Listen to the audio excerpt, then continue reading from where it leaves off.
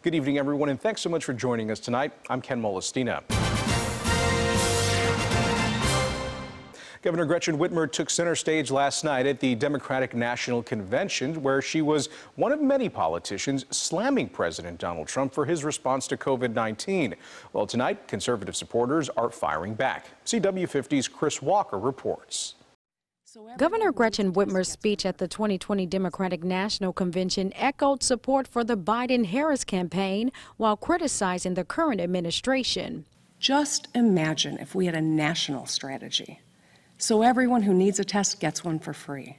So everyone has access to a safe vaccine. The governor's jabs were largely directed at President Trump's COVID-19 response, but conservatives are speaking out against those remarks. Well, to say that there's no national COVID plan is really not understanding the fact that every state is sovereign and the president has gone out of his way to stick to states' rights and allow the governors to run their states. So the response to COVID is her responsibility. The president and the federal government are there as a support system.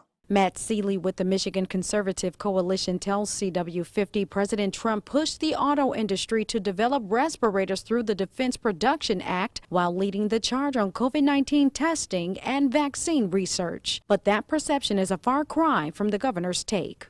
We took this pandemic seriously in Michigan. We listened to medical experts. We planned.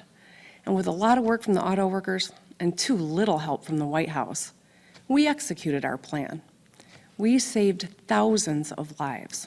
As Governor Whitmer bears the plight of COVID-19 failures on the White House, Trump supporters are swinging back, stating that more federal aid could have been available in Michigan if the ball wasn't dropped on Whitmer's end. We were one of the last states to get our paperwork in for declaring a state of emergency. And when it was turned in, it made national news that it wasn't done properly and that the president really couldn't even get FEMA deployed to the state until our paperwork was in order.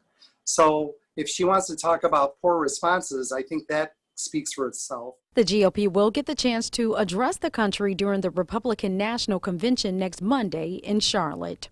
Reporting in Detroit, Chris Walker, CW50 News at 10.